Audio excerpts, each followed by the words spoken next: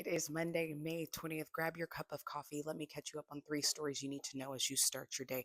Up first, Iranian President Ibrahim Raisi has died in a helicopter crash. Now, the crash actually happened on Sunday, but they were able to find the crash wreckage early this morning hours.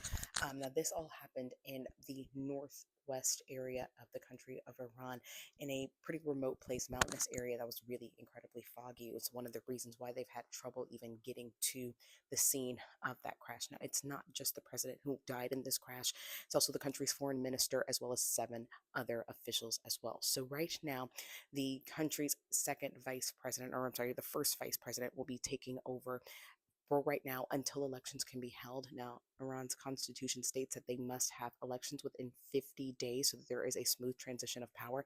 All of this comes just weeks after there were unprecedented drone and missile attacks that Iran levied on Israel. Israel also levied back on Iran as well. So, this is an area of the world that's already in a lot of turmoil right now. So, this is going to have major implications, not just in that part of the world, but all over as well. Now, that actually brings us to number two, because with the Iranian president's death, today's stock markets are already on the rise. Of course, Iran has a huge place in the world of oil and crude, things of that nature. So oil prices are actually rising this morning, with a lot of people's eyes on the oil and crude prices. Um, Global stocks did really well last week, and they are continuing that surge this morning. So it's just going to be interesting to see like how that rises and falls with this recent news. Number three, of course, turning to sports, the Indiana Pacers are now advancing into the Eastern Conference Finals. And in a surprise, the Denver Nuggets actually got defeated. The Minnesota Timberwolves came back from being down 20 points to going on, now moving on to the Western Conference Finals.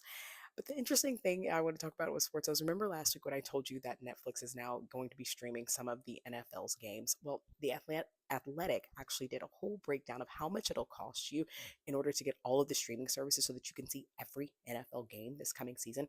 And the cost is over $100 per month, not for the season, per month. They have a really cool breakdown of how they got to all of these figures and everything.